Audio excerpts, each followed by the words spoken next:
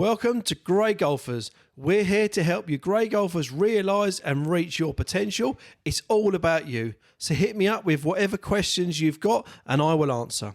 I'm Stuart Smith, PJ Professional and a fellow Grey Golfer.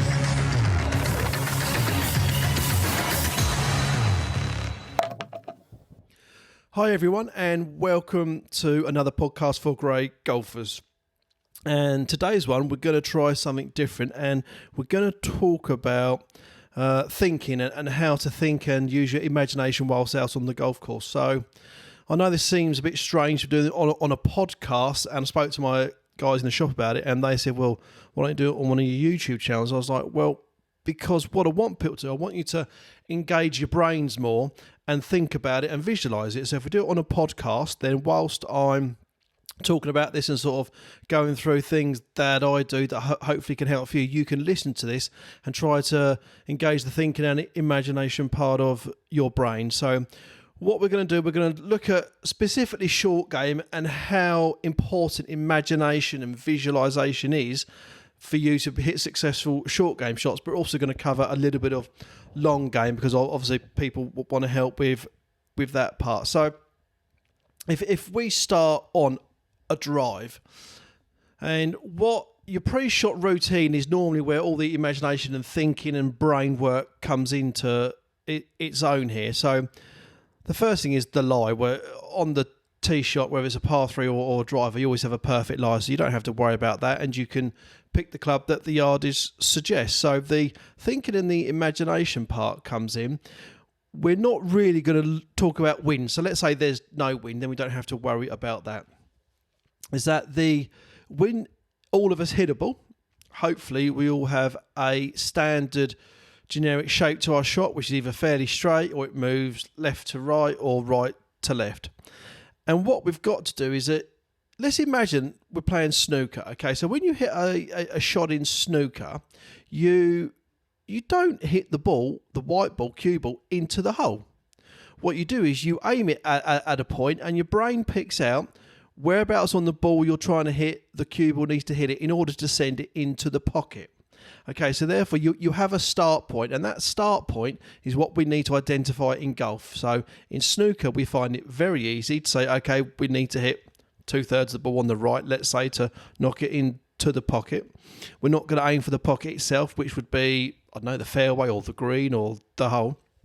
We have a start point, and that's what you need to identify in golf, whereas too many golfers stand up, hit it, hopefully it goes straight, and then when it doesn't, they don't know why. Well, you don't send the cue ball up and down the snooker table or pool table in a straight line the whole time. You actually set it off in a position to hit the other ball, to knock it into the hole. So that's what you've got to identify in golf. So let's say that we shape the ball with a driver, I don't know, 30 yards left to right in the air. So what I would do, I would stand behind the ball and I'd visualise the ball starting about 20 yards left from the middle of the fairway. I know we said 30 yards, but sometimes it doesn't move as much. Sometimes it moves a bit more. So if you go 20 yards, it goes fairly straight. You should be okay.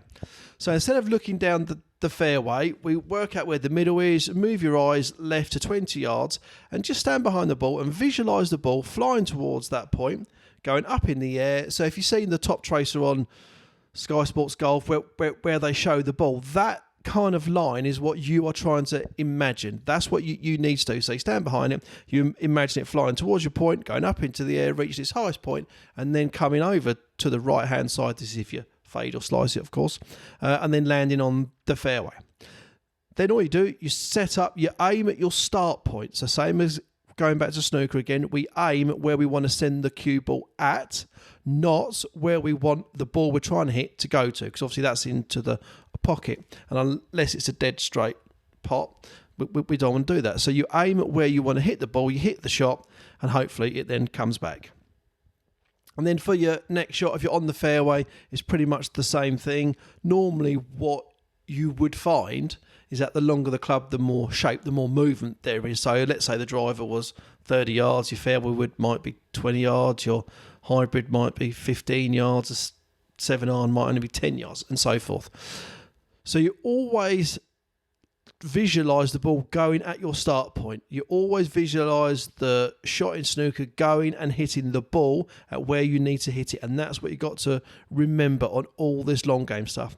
If your ball's in a bad lie because you've hit the rough, then obviously you need to identify, so this is where you've got to work your brain a bit, you need to identify what shot is possible. You may not be able to hit the green, in which case you've got to hit a shot out that then leaves you the best possible chance with the next one to then hit it onto the green. But every time you should stand behind the ball, visualise the flight, visualise it going up into the air and then moving off the start line and ending where you want it to.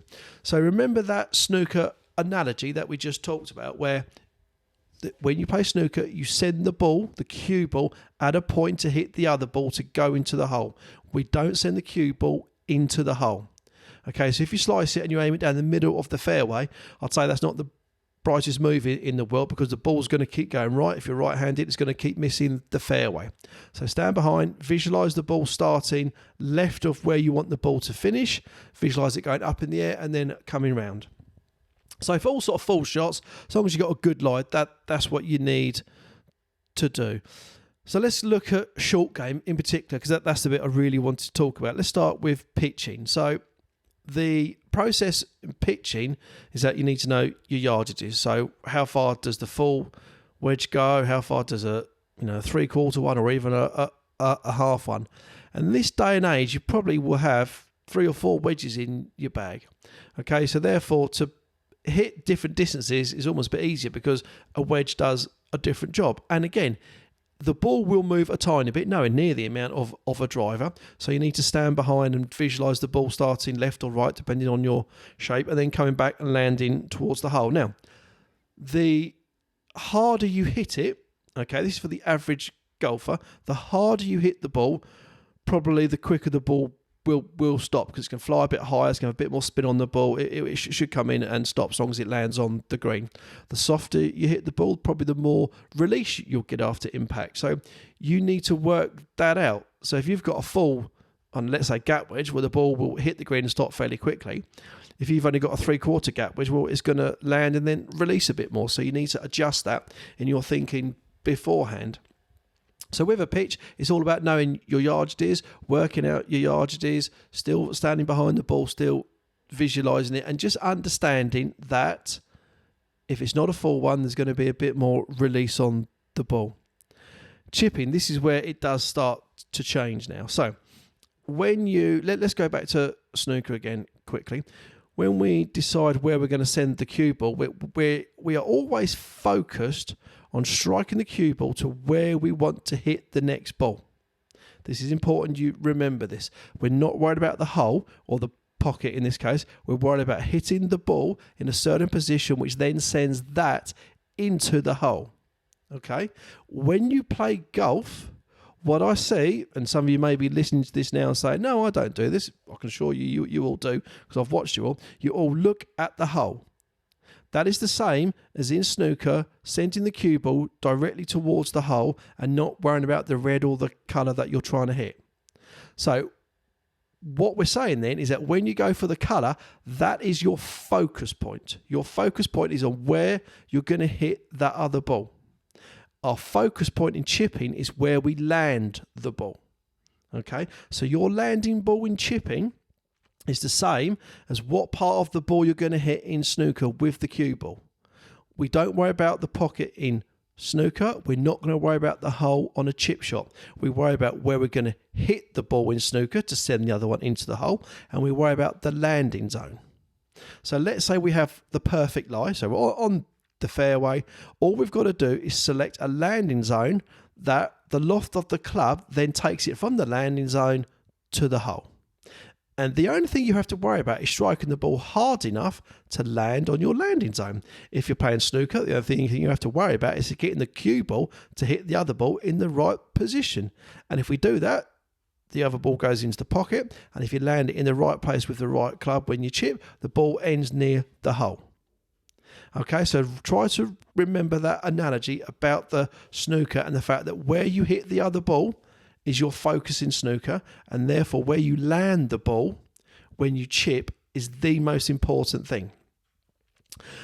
then what you have to understand, and if you don't know your run values, you're in trouble, is that the loft of the golf club when you chip dictates run. Okay, so that's all it dictates. It dictates how much the ball will run. So why would I chip with a 8-iron over a gap wedge? Because the 8-iron will run more. Okay, so the quicker the ball runs, you get the ball running when you chip, the more accurate you will be, because the most accurate shot in golf is a putt. So if you can, you would land the ball with an 8-iron on the green, let it run up towards the hole. If you can't, you have to go more lofted. So what changes the club is normally two things. Probably three things. Let's take lie out of it at this stage, because we've said we've got a good lie. So you've got a decent lie, the distance between the ball and the fringe, and then the distance between the flag and the fringe. Okay? I always believe you should land the ball on the green, because that's the best surface. You're going to be able to judge the bounce better than any other play. So you need to land the ball on the green, and the quicker you can land the ball on the green, the more accurate you'll be as in hitting your landing zone, and the more accurate you'll be as in the ball ending near to the hole. That's important. Okay, so you stand behind, you visualise the ball landing on your landing zone. You've selected the club. You don't need to worry about the hole, because the club you've selected will take it from the landing zone to the hole. You have to worry about is striking the ball hard enough to land on the landing zone. Again, in snooker, you don't worry about the ball going into the hole. You worry about hitting the next ball in the right position. And if you do that, the result is it goes into the hole. So you've got to take your focus away from the hole and put it onto the landing zone. Okay. So now let's say we've got a bad lie. I don't know. We're behind a bunker and we've got a bad lie. We don't even have to be behind a bunker. Let's just say you've got a bad lie. You've got a bit of rough to carry. Now, we might have to change stroke here. Okay, so if you have to change stroke because you've got a bad lie, what that changes, it does change flight a little bit, and it does change roll, more importantly. So if you're in a hole, you would normally have the ball further back in your stance. Having it further back in your stance, despite what a lot of people think, increases run, increases roll. Okay, so therefore you need to, where you might have landed a 9-iron, you might need to land a gap wedge because the ball's going to run more. So you need to identify how the ball will react from certain lies. Then once you've identified that, you work out where you're going to land the ball. Okay, again, so what part of the snooker ball, the cue ball, do I hit the other ball in order to put it in the pocket? We don't care about the pocket. We care about where we hit the next ball. Chipping, you care about where the ball lands. So you work out where it lands. Okay, and then you strike it to that point. So a good drill was to put a whole load of clubs down and get used to landing the ball between them. So it's like a ladder effect so you can hit your landing zones. And you also need to know your run value. But with chipping, what you need to work out is your landing zone. Forget about the hole. Understand how much run you've got, land it there. Again, going back to snooker, I know I keep mentioning this, but it's so important. We very rarely even worry about the pocket. We worry about how we're going to send the white ball down the table to hit the next ball to then send that ball into the pocket. If you get the connection between the white ball and let's say the red ball correct, the ball goes in. End of story. If you land the ball in the right place with the right club when you chip, the ball goes close to the hole. End of story. So as you can see, there's not a lot of technique there because everyone can chip. Everyone has a chipping technique. May not be the best in the world, but you can all chip. You can all hit a landing zone. So that's the bit you need to focus on when you chip, is identify the lie, how that affects the run afterwards, and then work out where to land the ball and hit it to that spot. Okay, so bunker shot. Let's go into sands. So sands, people don't like bunkers. I think the main reason is that you spend your whole time in golf learning to hit the ball, and all of a sudden you've got to miss the ball. But as long as you hit the sand between 1 and 3 inches behind the ball, well, probably 1 and 4 inches behind the ball, you'll be okay. And you could go with a lofted club. I mean, I could get out of a bunker with all sorts, so you don't necessarily need loft to get it over the bunker. Again, the loft of the club is going to dictate how far the ball comes out of the bunker, really more than anything. So shuffling your feet into the bunker is so important. I don't think many golfers really realise that. That allows you to test the sand to know, is it wet? Is it dry? Is it deep? Is it hard? Is it thin? You know, on tour, they don't necessarily do it so much because all the bunkers are created to the same spec for them, so they can go in and they know what they're looking for. But even then, they'll still do that. but you need to go in, you need to test it with your feet, okay? That's the only part you can test, and then you make your call. Getting the ball over the lip is quite easy. You don't need to worry about that. You have to hit it between 1 and 4 inches behind the ball. What I would say you need to understand is that if you're on a slope, how does that affect the flight of the ball? So if you're on a down slope, so you're at the bunker on a down slope, the ball will fly lower, okay? So it's harder to get the ball over a high lip when the ball's at the back of a bunker because it's going to fly lower.